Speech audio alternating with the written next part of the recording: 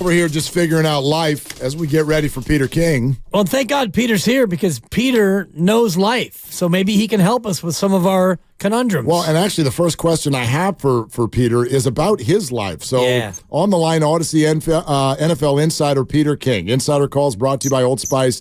Men have skin too. And yeah, Peter, the season is over. We want to talk it out. But the first thing we and our entire audience want to know, how you feeling, man? Oh, you're so nice to ask, guys. Thank you. Yeah, I feel great. I actually, as you probably heard it the last 2 or 3 shows that we did. I was coughing up a lung. I just felt awful. And I just couldn't get the thing diagnosed. And so after the Super Bowl, I finished working at about 2:50 a.m. Pacific in Vegas after the game, and my videographer, Annie Koblitz, and my editor, Sarah Hughes, they said, listen, we're going to the hospital. So they took me to the hospital. We stopped at the hotel, picked up my wife, who was there with me, and I went to the hospital. About 3 hours later, I got diagnosed with double pneumonia, and I said, wow, finally I know what's been wrong with me. So luckily, everything is okay on the mend now, feel good, and all is well. All right, and you sound better. Yeah, so you sound great. That's fantastic to hear. Now, what about the Niners and their ego? That's not on the mend. They had triple pneumonia, Mark, is what they had. Yeah. I think the way I look at this is, and look, I wrote a little bit about this in my column this week, that, and look, Kyle Shanahan obviously is not blameless in this loss. I think that he probably wishes, not that it mattered in the end, but he probably wishes he had spent a half hour at some point in the 2 weeks between the championship game and the Super Bowl, that, we have 900 meetings. We probably should have spent a half hour talking about the new overtime rules, because obviously your players should know what the rules are. Not that it ended up costing them, but it's just players should know that stuff. So there's that. But, there are 2 reasons why I can't get too fired up about picking the ball to start overtime. And that is, basically the first words out of his mouth in his post-game press conference, I think, were absolutely right. And some analytics people around the league agree with him. I want the ball third. And you can talk about, you should want the ball second and all that. And I get it. And Kansas City wanted the ball second. They were probably, if they scored a touchdown to go behind by 1 point, they probably were going to go for 2. But when you haven't made a 2-point conversion play in the last 27 games, I'm not positive I'd be all that comfortable asking my offense to do that. But hey, with Patrick Mahomes, all things are possible. The one other thing, and I'm sure you guys talked about it some, but I have not heard nearly enough, I believe, is that, look, the defense just played 11 plays right before the coin flip to start overtime, and they had played 38 plays overall in the second half. That probably was a tuckered out defense at that point. So there's that, and look, we probably could talk about this, which is the one other thing that look, we all are going to give credit to Steve Spagnuolo for this, but I also think you have to give some blame to the 49ers for this. And that is that the Kansas City Chiefs, who led the NFL this year in an odd category, but a meaningful category, in unblocked blitzers, unblocked guys coming through the line of scrimmage and nobody touching them. And I'm talking about Trent McDuffie and all that. And they had 9 unblocked runs at Brock Purdy in this game. 9. That simply can't happen. And, that's one of the reasons why, look, nobody has gotten into the draft or probably only a little bit into free agency yet. But the 49ers better do something about their line, particularly, in my opinion, the right side of their line. And you look at that now as we start to peer back at the Super Bowl and think about the future with franchise tags being available today. Is that the number one area of interest for you for the 49ers? Is it shoring up that offensive line? It would be to me. And I understand everybody is interested. Oh, what's going to happen to Brandon Aiyuk and all that. And they have a very good receiver core, I think, with a guy who has really emerged as a really tough, clutch player in Juwan Jennings. But that wouldn't be my biggest deal.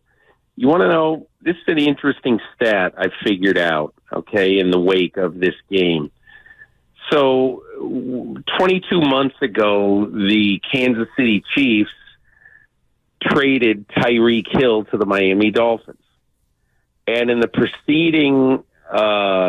in the succeeding 2 years, in the 22 and 23 seasons, they won the Super Bowl each year. And in each year, they did not have a 1,000-yard wide receiver, and they did not have a 1,000-yard running back. So you look at it, obviously Kelsey was, I think, a 1,300-yard. It caught balls for 1,300 yards last year and 900-something this year. So obviously he makes a big difference. But what I'm saying is, I don't think it is absolutely rock-solid essential right now that you have two Pro Bowl wide receivers in order to advance or to win the Super Bowl. I just believe right now that the number one job of the Niners this offseason, and I understand, I've heard the stuff about Joey Bosa. Hey, cool, get Joey Bosa if you can. I get it, all that, even though obviously he's an injury risk. But the biggest thing I think they have to do is, I think they need one guard and one tackle. Not only a tackle for this year, but a tackle for the future, depending on the future of Trent Williams. Who knows how much longer he plays. Peter King with us right here on Willard and Dibs. Insider calls are brought to you by Old Spice Gentleman's Blend Body Wash, providing exfoliation plus 24/7 moisturization because men have skin too. Okay, Peter, I think everything you just said, there's a lot of sense in there. And I think a lot of 49er fans are probably nodding their heads as you said it. But ... what does that mean for Brandon Aiyuk? I think the 49ers have some time to make that decision. And I think that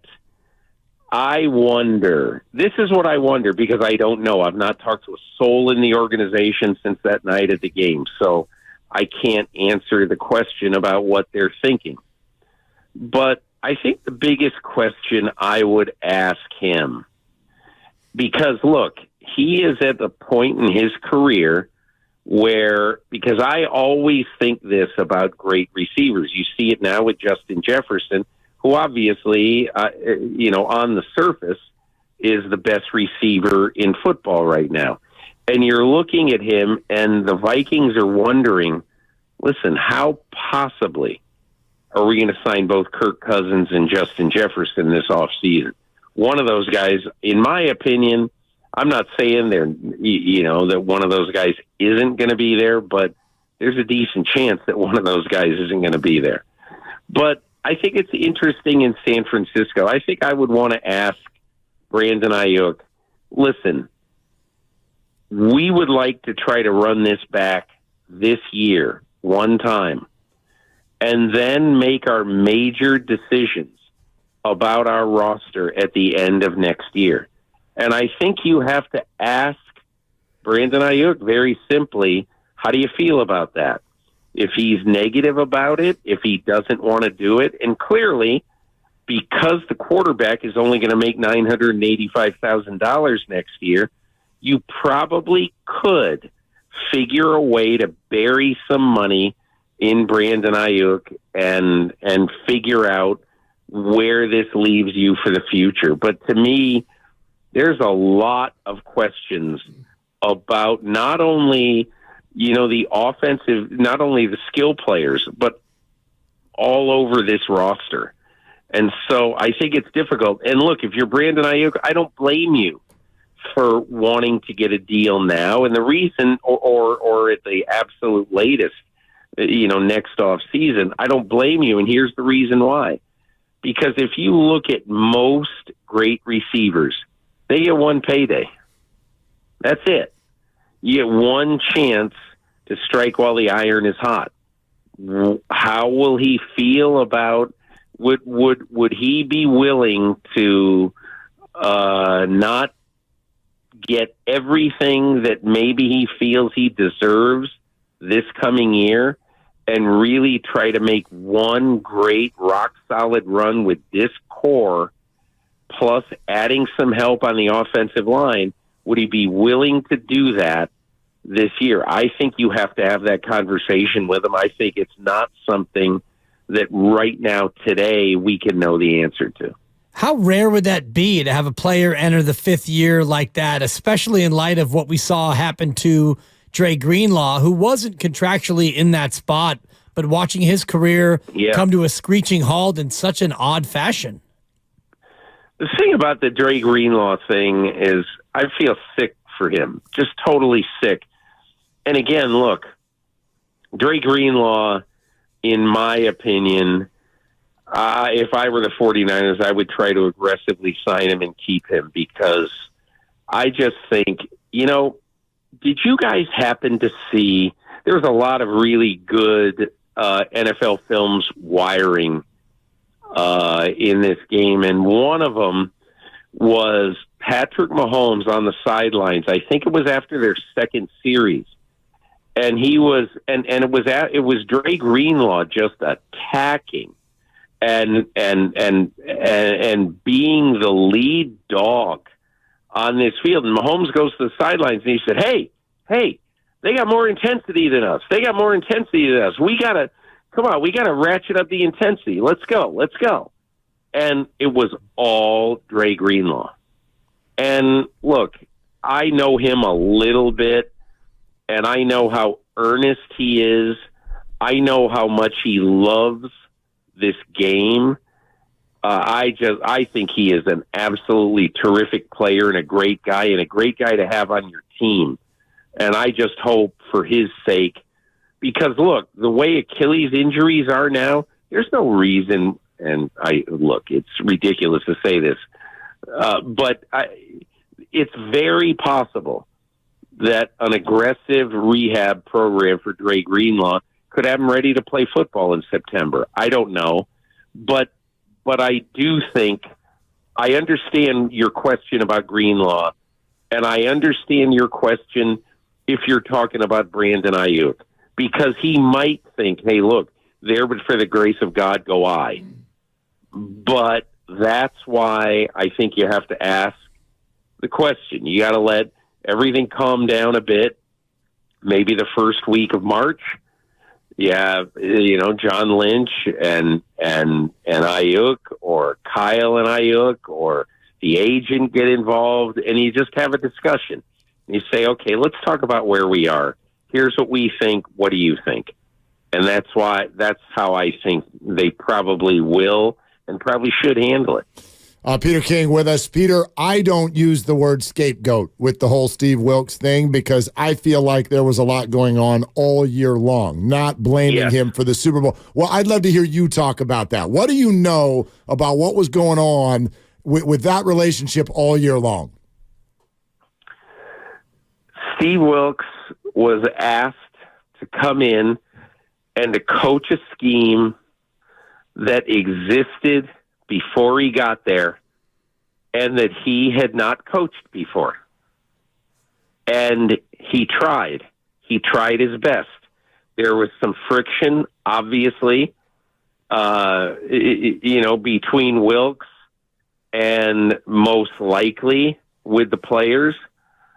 And I know that sounds a little bit contradictory, but I'm not there on the ground. I just know what I heard in the last couple of weeks. And so I'm not saying that it's a terrible look, obviously, because this was not a great defense this year, but this defense had some really great moments. And this defense mostly played very well in the Super Bowl. Mostly, not all together.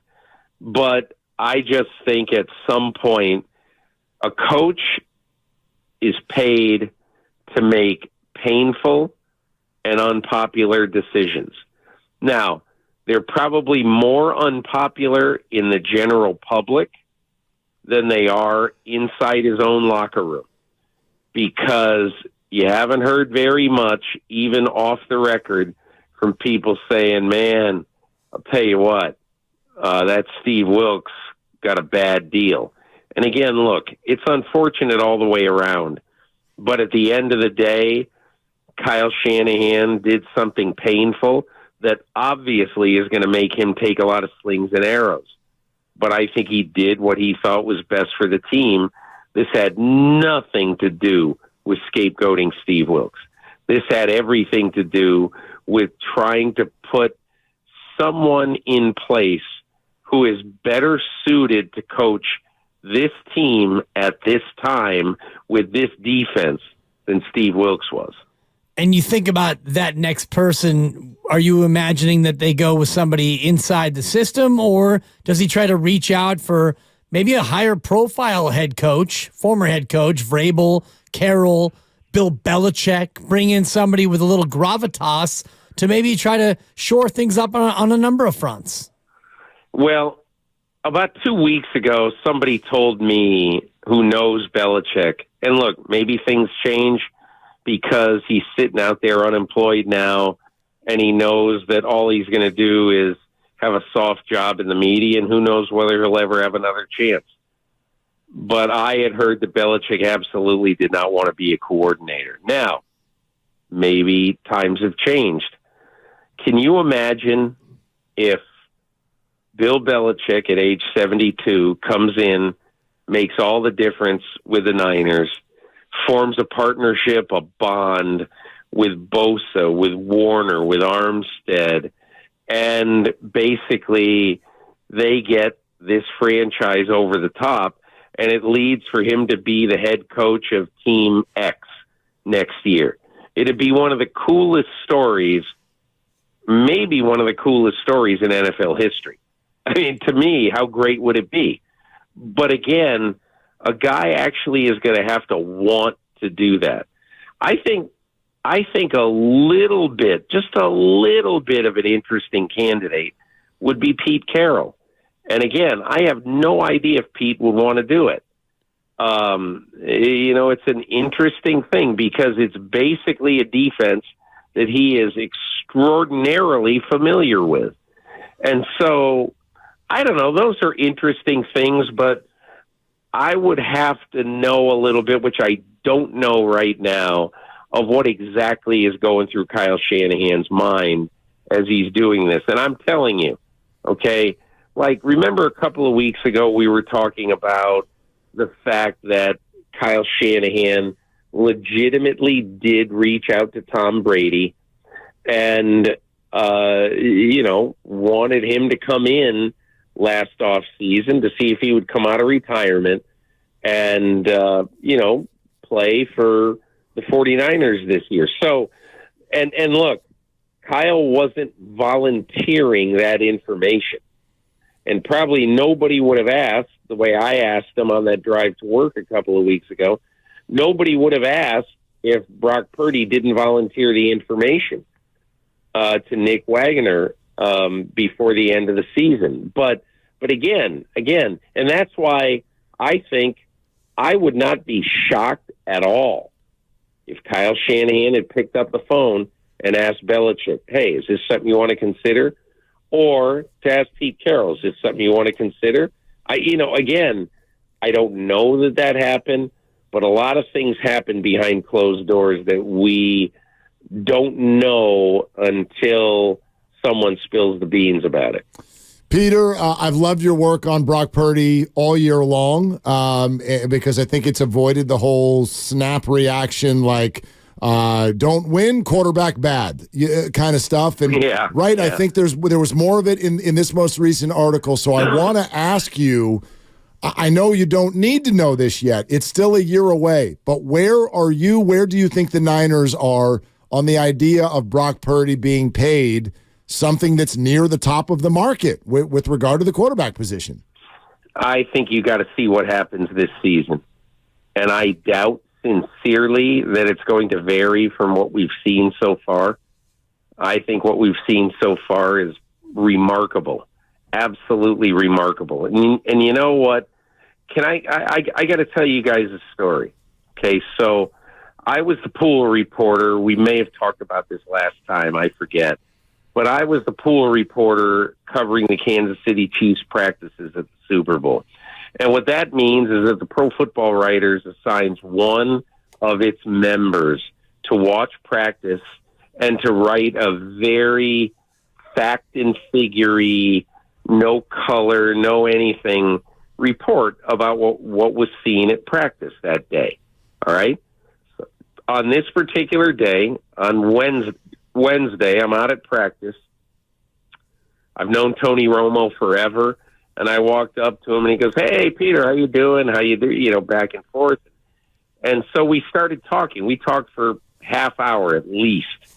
And one of the topics that came up was about Brock Purdy. And first of all, Tony Romo absolutely loves Brock Purdy. And one of the things that he loves about him is the simple fact that nothing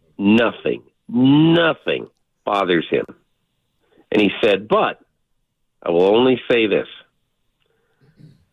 There is only one Super Bowl. You just simply do not know how you're going to react when you're standing there on the sidelines. You're about to start this game, and all of a sudden you've got no saliva. You can't. You're all dry. You're tight. You're saying, "Oh my God, the flyover, the this, the that, the Reba McEntire, the 120 million, all that." All this stuff hits you, and he goes, "It's going to hit him. It hits everybody." So I'm thinking that watching this game as the game starts. And what happened as the game starts? Brock Purdy started 8 out of 9. Yeah, slinging it. And he was playing great. And all I thought of at that time is, okay, I've got another answer about Brock Purdy. And again, look, let's see what happens in 17 games next year. Let's see how he does. Let's see how far he can take this team. But this is just my opinion. Kyle Shanahan is the guy who wanted to trade 3 ones to move up for Trey Lance. Okay, a guy who, as I wrote in my column a couple of weeks ago, has thrown fewer passes in the last 7 years than Patrick Mahomes threw this year. And so he chose to do that. And so what I'm saying is Kyle Shanahan and John Lynch are not going to be thinking, ooh, last pick in the draft, can't pay him $50 million. Let me ask you this. Is there any reason whatsoever why you think that money might change Brock Purdy? I sure don't think so. No, definitely not. That's great stuff. Great stuff. Peter, thank you so much, as always, and we're so glad, above all, that you're feeling better. Yeah. Hey, thanks a lot. And, hey, one last thing. Yeah. I really appreciate you guys reaching out when I wasn't feeling well and wishing me well, and you guys are great guys, and I appreciate it. Thanks, you bet, Peter. Yeah. We appreciate everything that you do here during the football season, so thank you so much. Take care, guys. Bye. Okay, there he goes. Peter King, that was Odyssey NFL insider Peter King. Insider calls are brought to you by Old Spice Men Have Skin Too.